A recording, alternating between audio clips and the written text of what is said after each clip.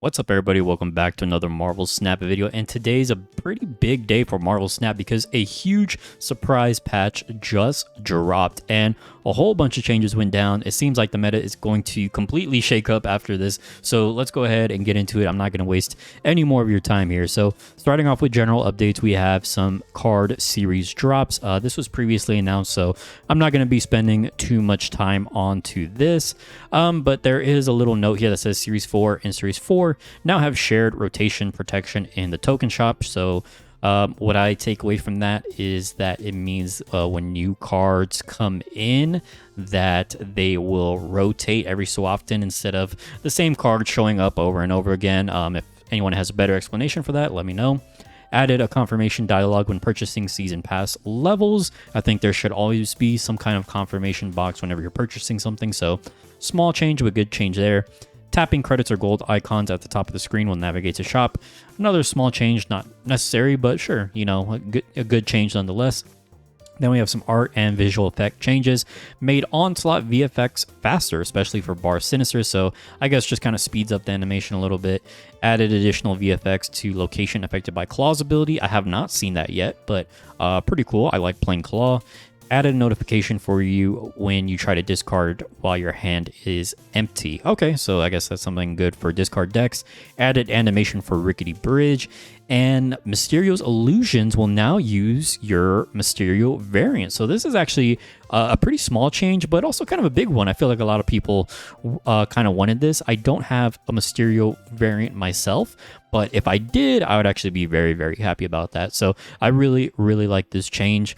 And now we get into the meat of this balance patch with the card updates. First off, we have Darkhawk going from a 4-1 to a 4-0. And the dev comments say Darkhawk is an especially powerful card. True.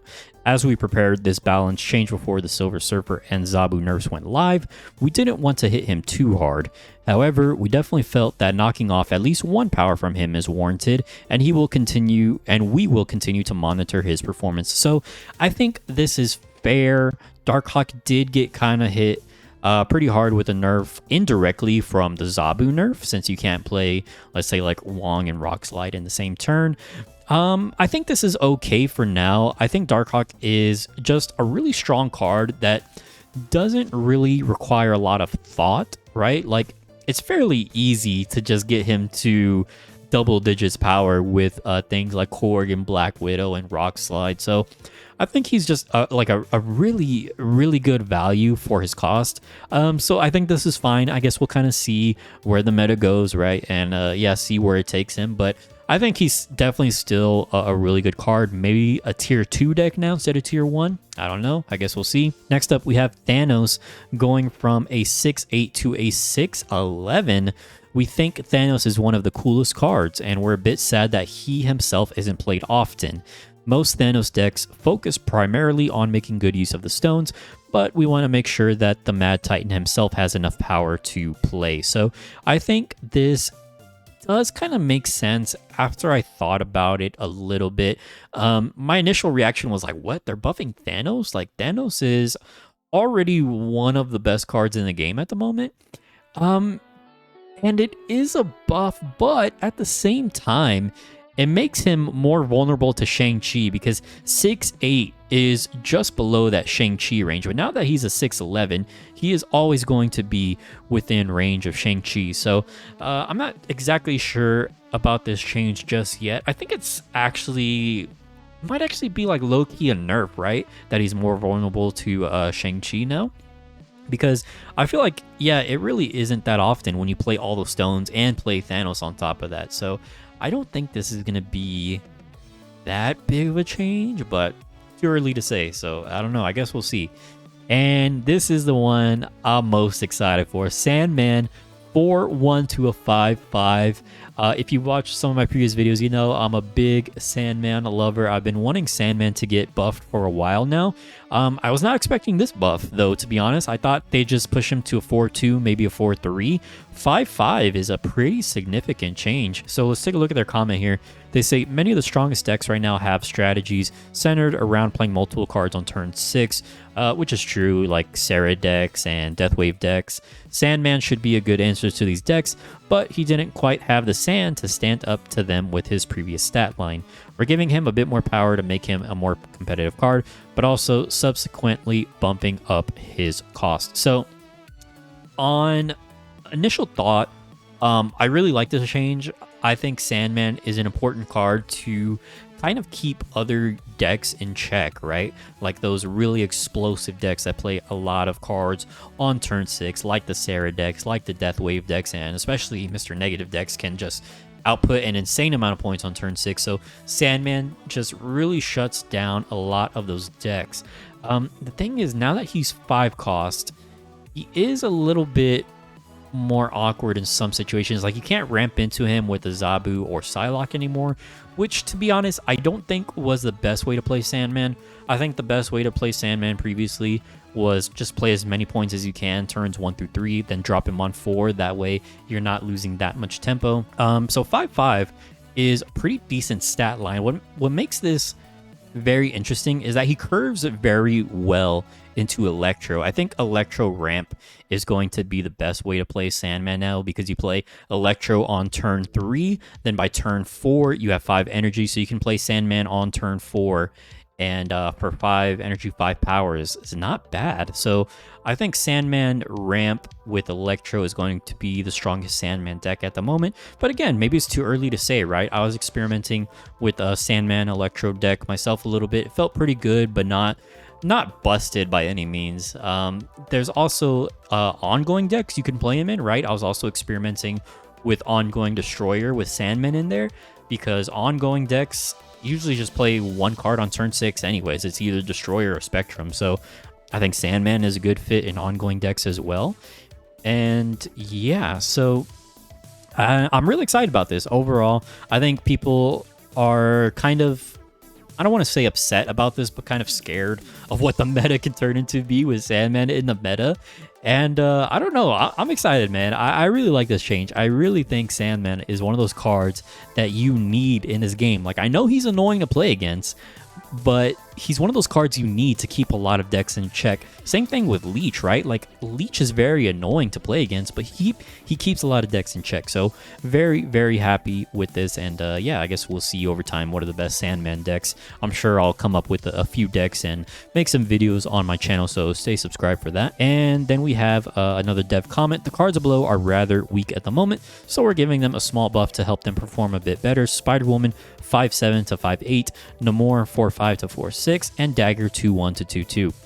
So starting off with Spider-Woman 5/7 to 5/8, I really like that change. Spider-Woman is not really played at all once you get out of pool 2. So I think Spider-Woman is a good card.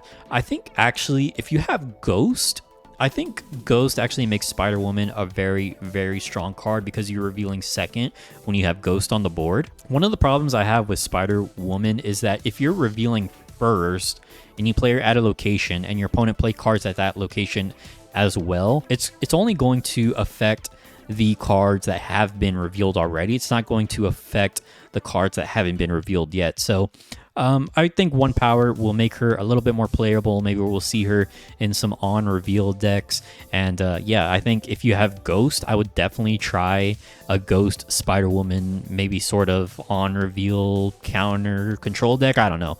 But yeah, I really like that change. Next up, we have Namor going from a 4/5 to a 4/6. I know people hate on Namor, but I actually really like him. I think he's a decent card.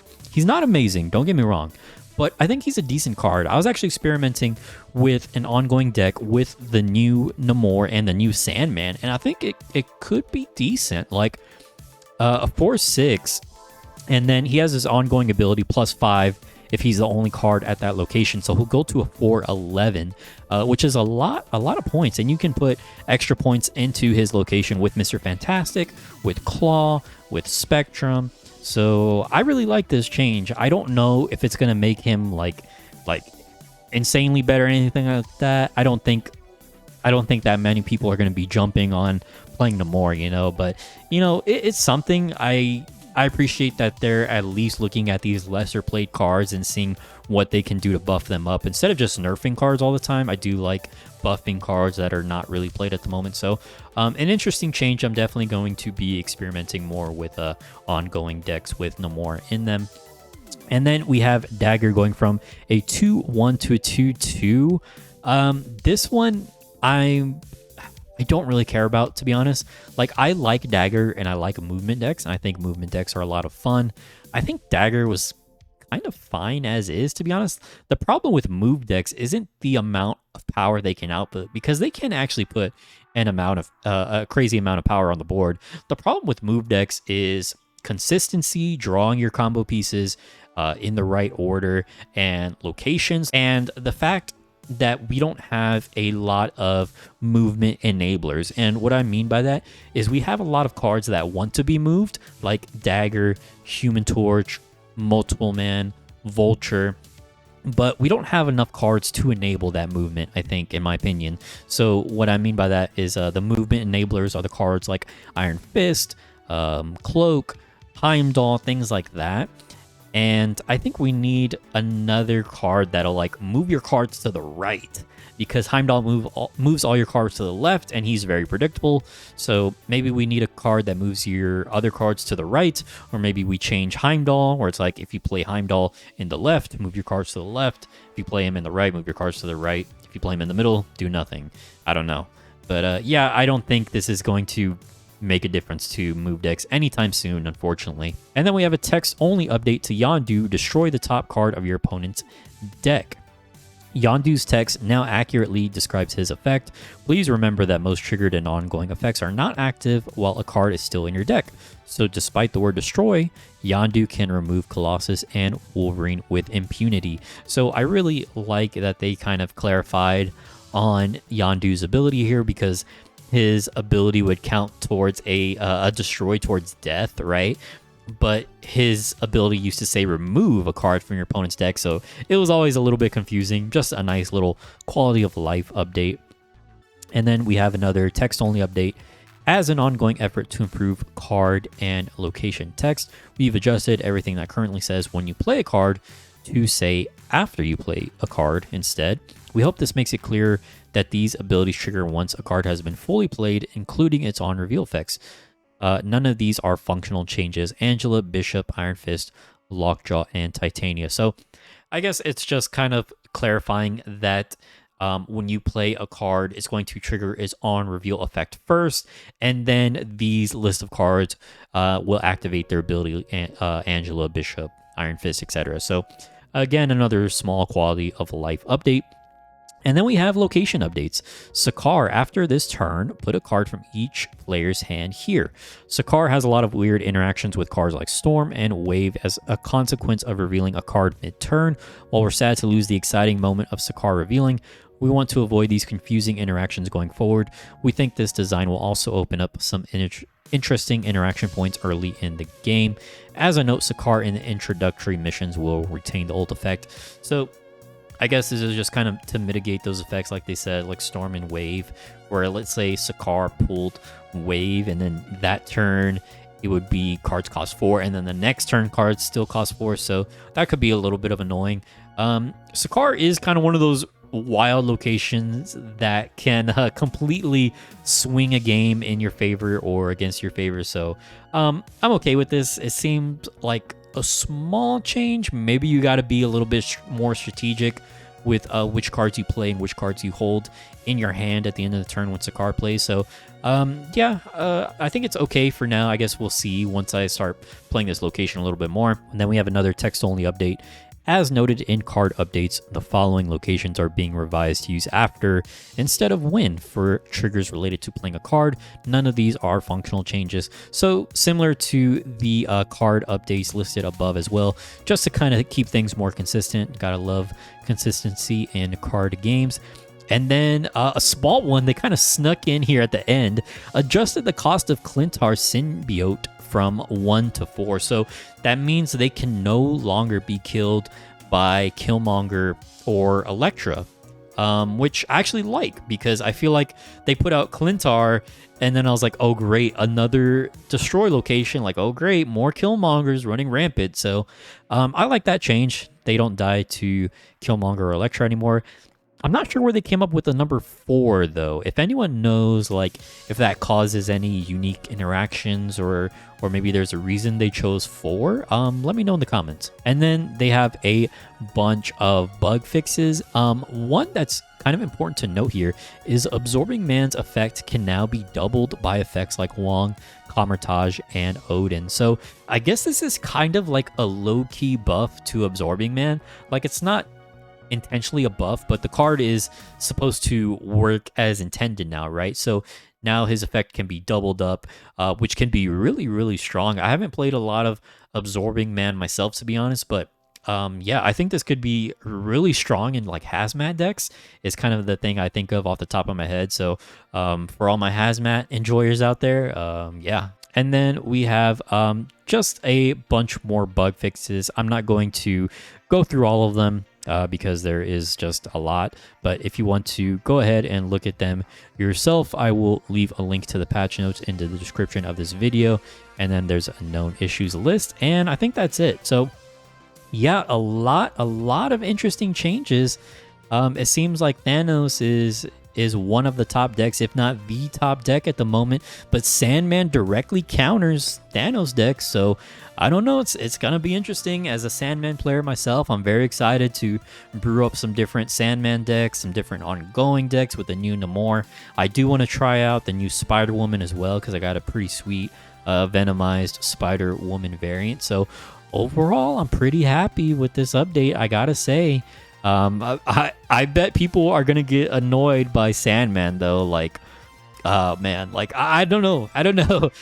Maybe I'm evil because I get satisfaction out of someone playing a Mr. Negative deck. They play Mr. Negative on turn 4, and now I'm gonna snap, play Sandman on turn 5. Oh man, that's just the best feeling. And it's like your opponent retreated. Oh, give me those cubes, baby. Give me those cubes. All right. Ooh, okay. I'm getting worked up here, but anyways, thank you for watching. If you haven't subscribed already, consider subscribing. I'm going to be making some Sandman decks in the future, definitely. And maybe if I get Thanos some point in the future, maybe if I get lucky and pull him from a reserve, I would love to build some Thanos Zoo decks, especially with Valkyrie.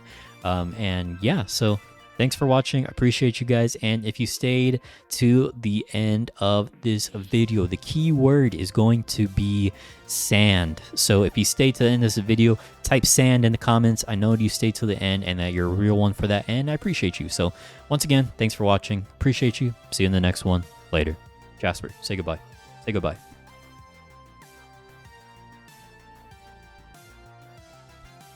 All right, he said goodbye.